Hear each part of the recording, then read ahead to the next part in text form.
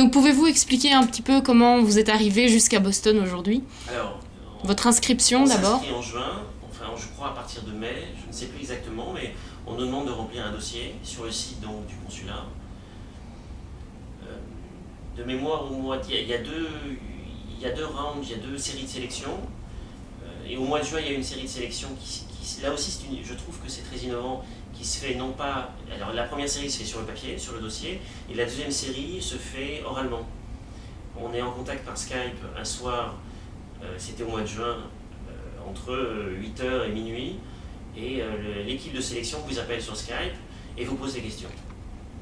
Déjà ça tranche considérablement parce que l'équipe américaine, l'équipe mise en place par le consulat, ne prend pas simplement en compte l'aspect technique, l'aspect innovation, l'aspect santé, que sais-je encore, mais tout simplement l'aspect équipe, l'aspect humain. Finalement, une entreprise, avant même l'innovation, avant même la descriptive du brevet, c'est qui, pourquoi, Qui êtes-vous? qui êtes-vous, comment vous en êtes arrivé là, qu'est-ce qui vous motive, qu'est-ce que vous avez envie de faire, mais de façon vraiment très pratique. Pourquoi vous voulez aller sur le marché américain? Qu'est-ce qui vous attire chez les Américains? Et entre juin, et ensuite le retour est très rapide, puisque dans les 48 heures, j'ai eu un coup de fil, ils m'ont dit c'est bon. Ensuite, vous avez 2 jours de formation sur ce qu'ils appellent le pitch. Donc, en 10 minutes, vous présentez votre projet. Et je vous assure, autant ça paraît simple de raconter son histoire. J'ai un médicament, j'ai un produit, je le transforme en médicament, et puis ensuite je vais aller chercher un prix, et blablabla. Autant arriver en 10 minutes à parler à un auditoire que vous ne connaissez pas, qui n'a aucune compétence particulière, ou qui a toutes les compétences. Mais vous n'avez pas affaire simplement à un parterre de scientifiques ou de malades, vous avez un parterre de gens de tous les horizons qui sont là, autant par curiosité, pour savoir ce que vous faites, que par intérêt pour vous financer, pour participer à une collaboration académique, à un développement dans un autre domaine. Donc cette formation s'est faite en France? C'est fait au siège de Microsoft. Avec d'autres concurrents? Absolument. Les cinq lauréats se sont trouvés 2 jours au siège de Microsoft à côté de Paris, de mémoire à Issy-les-Moulineaux. Et on est pris en main de mémoire par 2 business angels qui ne sont évidemment pas omniscients, puisqu'il y a des projets qui ont trait à la plongée sous-marine, il y a un projet qui a trait à la pollution à l'intérieur des bâtiments, il y a des projets de santé. Donc on est vraiment... Il y a un projet de surveillance, un système informatique de surveillance pour la police. Donc vraiment des gens qui, naturellement, n'ont rien à se dire. En France, on ne se serait jamais croisés.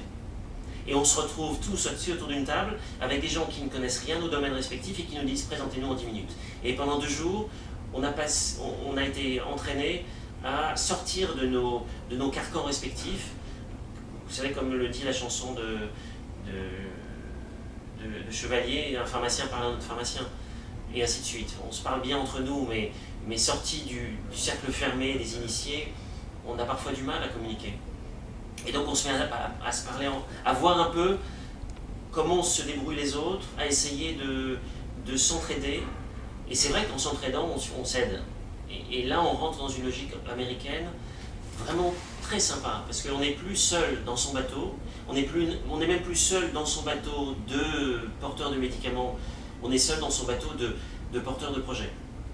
Et là, ça devient très excitant. Donc la 3e étape, Boston, donc juste après la sélection, la formation. Donc maintenant vous êtes ici, racontez-nous. La formation et Boston, il se passe 2 mois vraiment très intenses où le consulat nous envoie des montagnes d'informations, des documents à lire, des gens avec qui il faut prendre contact, des choses à rédiger, des demandes à faire. Voilà, vous voulez aller aux États-Unis, vous voulez voir qui? Des organisations, des gens, est-ce que j'ai envie de voir Bill Gates? Pourquoi pas? Et le plus stimulant, c'est que rien n'est impossible. On ne vous dit pas, il y a des choses on ne vous met pas de limite. Dites ce dont vous avez besoin. Et ensuite, il y avait une équipe dédiée au consulat qui a passé 2 mois à nous chercher. Là où, en France, au mois d'août, tout est très calme. Toutes les semaines, on avait des retours. Prenez contact avec monsieur machin. il bosse pour tel laboratoire dans mon domaine ou dans tel laboratoire, ou c'est un médecin qui travaille sur un domaine parallèle au vôtre. Avez-vous eu les retours que vous souhaitiez? Plus que les retours que je souhaitais, j'en ai eu.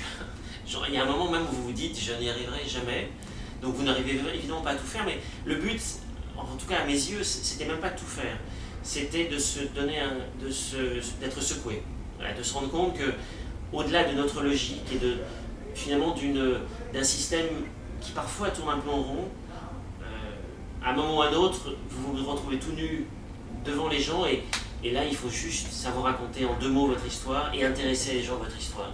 Et être intéressé par ce qu'ils ont à vous dire. Donc ça, c'est votre expérience ici à Boston. Donc après les 2 mois, vous êtes arrivé ici donc en début de semaine. Et donc concrètement, comment ça s'est passé? Concrètement, le matin, de nouveau, on a un prof américain, donc sur tout l'aspect marketing, vente, business développement, se présenter à un investisseur, qu'est-ce qu'on doit dire, qu'est-ce qu'on ne doit pas dire, en étant de plus en plus pointu sur la présentation, et je peux vous dire en 2 mois, les choses ont considérablement évolué. Ça, c'est pour la partie tous les matins, depuis lundi. Et l'après-midi et en soirée, souvent, on est dans des meetings, dans des réunions plus ou moins formelles, où on se retrouve confronté à l'innovation au sens large à Boston, et Dieu sait qu'il n'y a que ça. Entre le Cambridge Institute ici, Massachusetts, qui est à quelques pâtés de maison d'ici, MIT, Harvard, on est tout le temps avec des gens nouveaux, avec des gens qui viennent de monter leur boîte, qui sont en train de monter leur boîte, dans tous les domaines, possibles et imaginables, et on échange des cartes. Et quelqu'un qui vient de monter sa boîte dans l'informatique vous dit « Ah bon, j'ai vu un business angel qui n'est pas spécifique de l'IT, qui peut être intéressé par ton truc, donne-moi ta carte. » Et je te fais passer le message. Et ça réagit à une vitesse impressionnante. Beaucoup plus qu'en France? Beaucoup plus qu'en France. En France, et Dieu sait que j'ai du respect pour la mère patrie, vous envoyez un email, il faut du temps pour que les gens reviennent, parce que tout le monde est pris par le quotidien, parce qu'on a une notion du temps beaucoup plus... On n'est pas sur la même échelle de temps. Ici, vous donnez votre carte le lundi, le mardi, mercredi au plus tard, vous avez un retour. Et parfois, vous avez un retour dans l'heure qui suit, avec un email qui dit « Bon, c'était super de te rencontrer, j'ai bien noté que tu as besoin de ça et ça, je reviens vers toi. » Et ça va à toute allure. Donc cette formation correspond vraiment à vos attentes? Parfaitement. Parfaitement parce que finalement, beaucoup plus que m'apporter de l'argent, elle m'apporte les outils pour aller chercher l'argent, la bonne quantité, auprès du bon interlocuteur, en disant les bonnes choses. Parce qu'on a beau être tous plus ou moins pointus dans nos domaines respectifs, on reste des porteurs de projets. Et parfois, le gap avec la partie financière est importante. Donc, rentrer dans la logique du financeur, qu'il soit fonds d'investissement ou business angel, c'est vraiment une étape indispensable. Et les Américains sont extrêmement ouverts, mais il faut quand même suivre un certain nombre de règles. Et cette formation nous apporte ces règles. Et les règles qui valent ici valent aussi en France. Parce que pour le coup, ce sont vraiment des règles qui ont été mises en œuvre, qui ont été mises en place par les anglo-saxons. Et les fonds d'investissement qui fonctionnent en France fonctionnent selon les mêmes règles. Donc en venant ici une semaine, on est vraiment, je crois, tout à fait prêt et tout à fait entraîné à revenir en France en étant beaucoup plus pertinent dans notre approche. Et avec le nombre de contacts nécessaires pour avancer, une fois votre retour en France? Je pense qu'il va me falloir au moins une semaine pour juste mettre au propre tous les contacts que j'ai eus, répondre aux attentes, puisque le contact ne suffit pas, ensuite il faut suivre. Et les Américains sont rapides pour prendre contact, mais ils attendent de vous aussi que vous soyez rapide.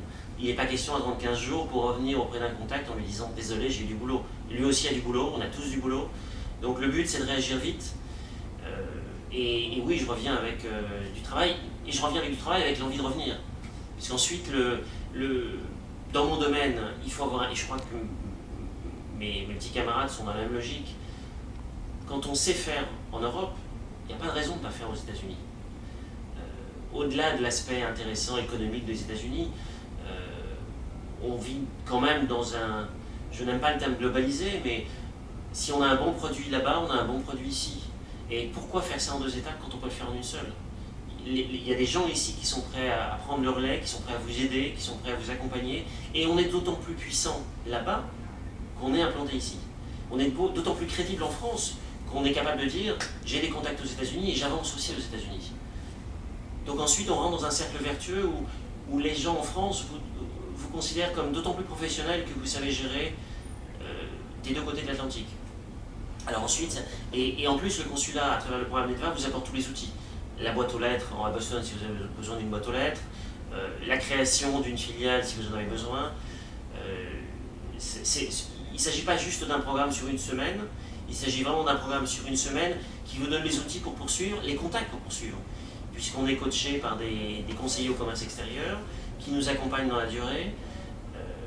Et ensuite on rentre dans un cercle, encore une fois, où les intérêts des uns et des autres se retrouvent, mais on n'est pas tous dans une recherche du court terme. Voilà, on s'installe dans une relation qui va se développer au fil des semaines et des mois.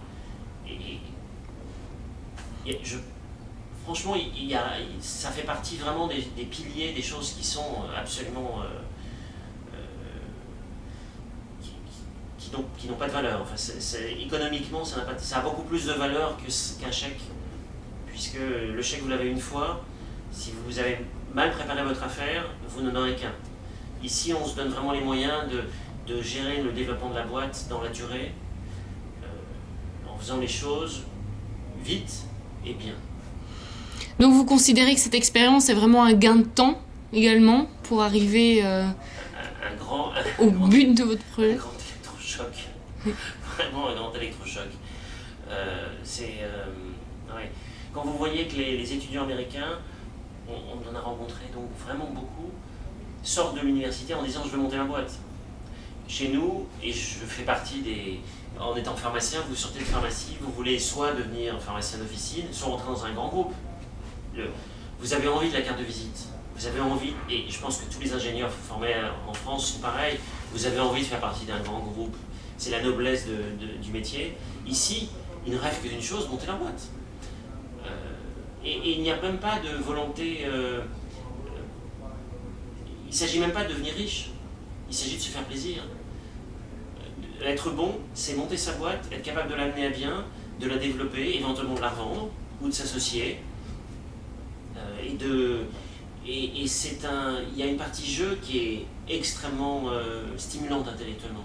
Voilà. On peut aimer ce qu'on fait, et quand on arrive à combiner la partie économique, la partie j'en vis, et en plus, je m'éclate et je me fais plaisir, qu'est-ce que vous voulez de mieux?